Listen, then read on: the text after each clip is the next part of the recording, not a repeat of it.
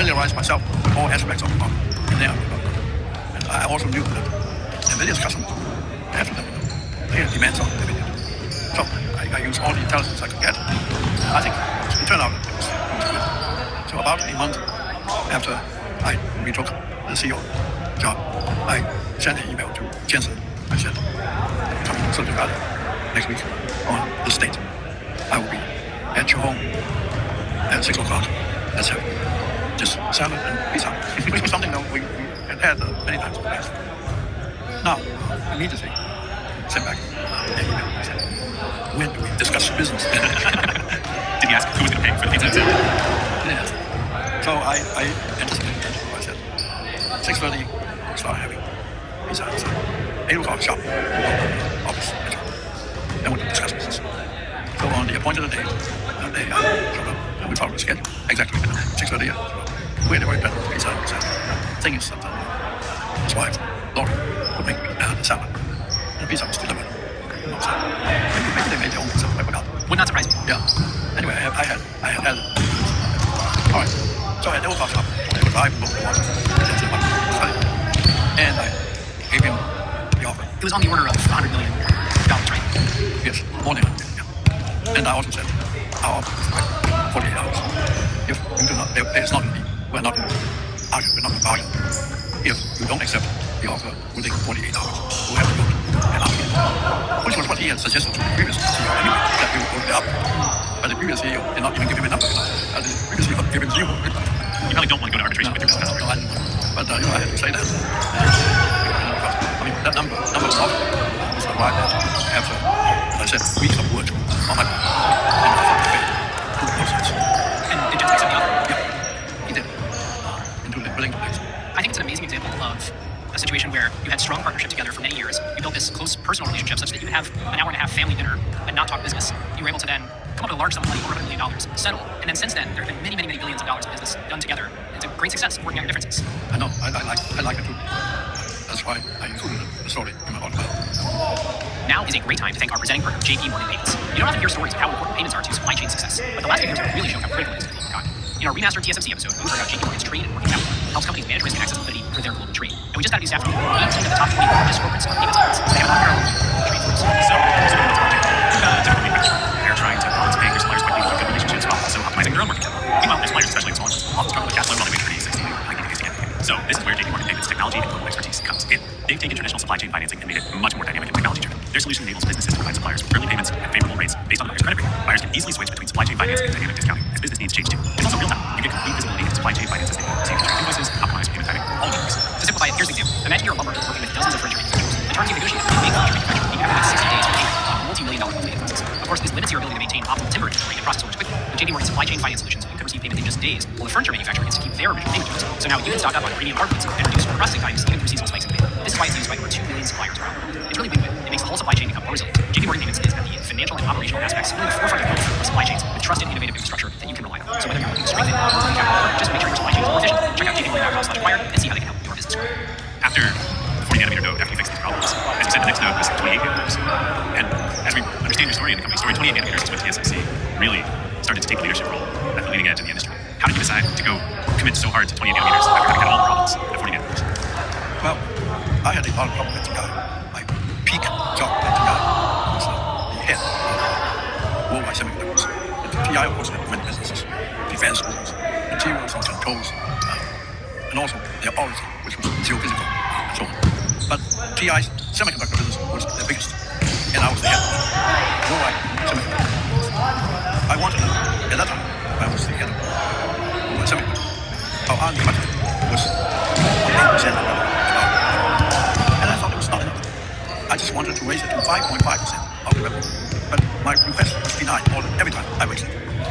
Now, coming back to the research, I wanted to set a number, percentage of revenue number, so we don't have to argue every year how much money.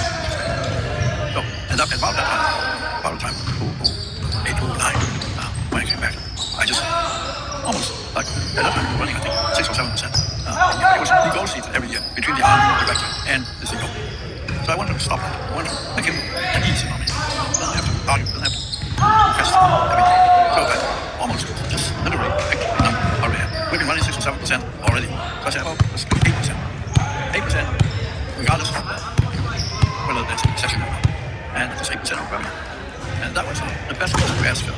Back then, I think, in the second place of R&D. He would tell you, he has told many times in the last 10, 15 years that this was really the best thing that we did for R&D. So they were not concerned, the R&D director was not about having his planned budget cut back, his planned resource people allocation cut back. No, but he's been working 8%. So anything like that. And that is what propelled our R&D effort. This period in 2010, it wasn't just ramping the R&D budget. It was also capital expenditures. You had almost a decade of $2 to $2.5 billion spent, building the fabs every year. And in 2010, you ramped that to almost $6 billion. What was it about the competitive environment, the 28 nanometer node, that caused you to push all your chips in on that? I think it's a mutual thing. As I settled the R&D budget at 8% of revenue to the satisfaction of the R&D people, they began to have big ideas. They began to be telling me how 28 is going to be the term they use, and they have used it several times. But the first time I heard them using it is 28. 28 is going to be a sweet spot. It's just like tennis racket. You hit the ball, sweet spot. Yeah. I have played tennis, not well. Good. I was like you. 40 years ago, I was like you player. But so I know the feeling of hitting the ball in the sweet spot. 28 now is the sweet spot. And so I said, that's fine. Give me the technical right there. So I decided I will believe him. And now I had the resources to push it, to do it as fast as he could. So now the capital spending.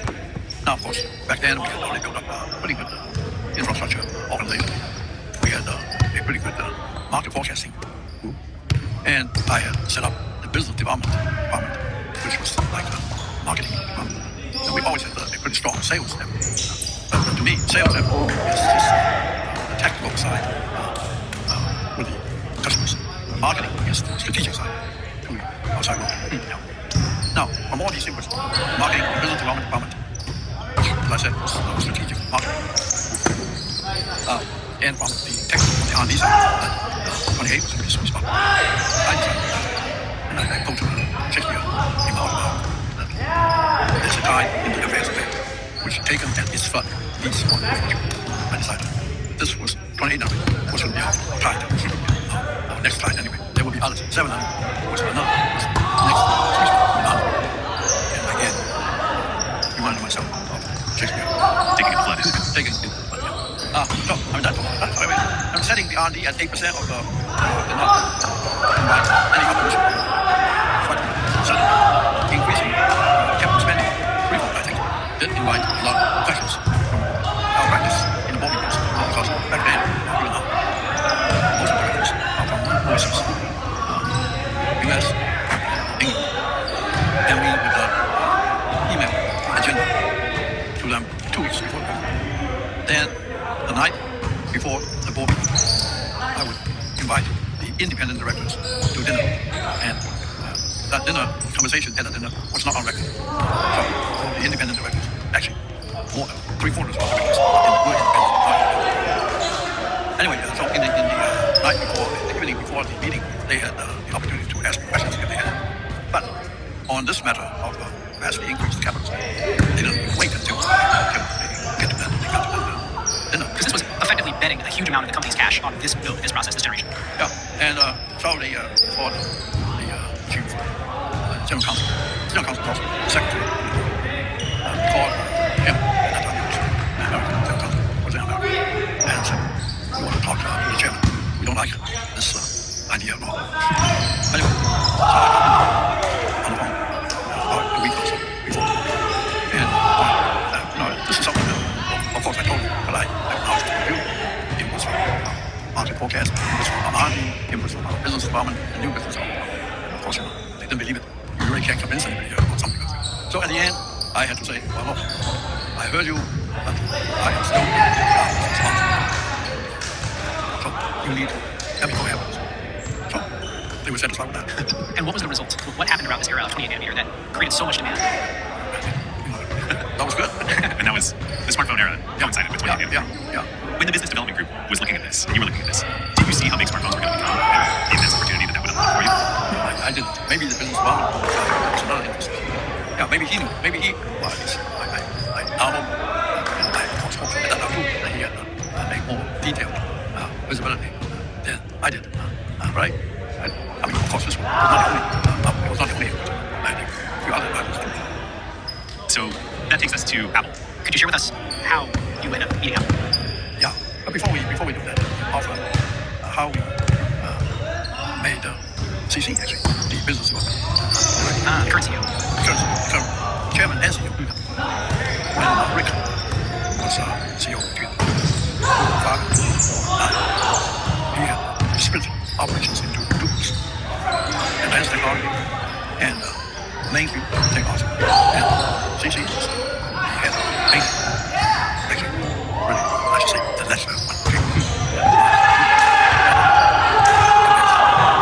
And each group had a small business development section, maybe 30 or 40 people each. All right, so I came back to CEO, and I never thought the split up of two groups was a good idea. In fact, back in 1996, the president, who was not CEO, he was the president. We didn't have a CEO title back in 1996, but the president was American. Don Brooks. Yeah, right. He wanted to split. He got a little, I think, he got a little tired of running this company. He was going to be a year at first, but he ended up spending 6-7 years in Taiwan. Towards the end, he was getting tired of running this thing. And he thought that he would do it like TI, for instance. TI had germanium transition pump, silicon transition pump, innovative circuit, bipolar innovative circuit, MOS innovative. It's the divisional work structure instead of functional. Right. But I really did not think that the foundry business, the TSMC space, was suitable for the divisional structure. Because, we have almost the same group of customers. How do you divide up the company? So forth. Well, Don Brooks was divided by fab. My goodness. That customers from one fab to another, the same customers. Not to mention TSMC has 21, 22 fabs now. So Yeah, have 20 back then, divisions. back then, yeah. But he was not convinced. He kept arguing. And I said, look, why don't we get the consultant? McKinsey. We'll get McKinsey. So we got McKinsey. And McKinsey, after a month or 2 months, like, and a couple of $1 million, I guess, told us the same answer. Functional. And then Don said, well, tell me one big company that's functional.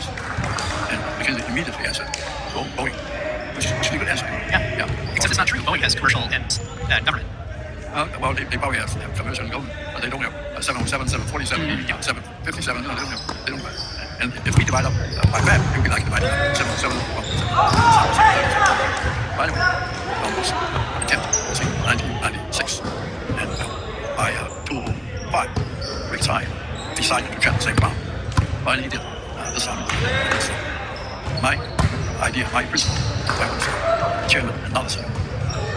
Well, sometimes you have to let the CEO make his own mistakes and learn from them. Of course, not if the whole company is going down the drain. Okay, so you'll be fear then, only then. But anyway, so that was the background. Two groups. I came back to the CEO, the advanced group, and main group. And each group had a small business development section, 30 or 40 people. I think advances had more, I think, bigger than main group. All right. So I wanted to combine the two operations. And I also wanted a real marketing. And I didn't call it marketing because I decided to use business development in English because it's a good translation in Chinese. All right. Now I decided to combine the two groups, operation groups. Now, back in 2009, when I decided to combine the two groups, I think the advanced group had something like 10,000 employees. And the mainstream had a little less, but also 7,000 employees. And the mainstream group, just as we haven't explained this concept yet, is taking those older fabs that have the higher nanometer nodes, and they're finding customers that don't necessarily need the leading edge to automotive parts or it's CMOS sensors for cameras, and finding customers to keep the utilization high on those older fabs for previous generations. Yeah, right. But also, quite often the same customers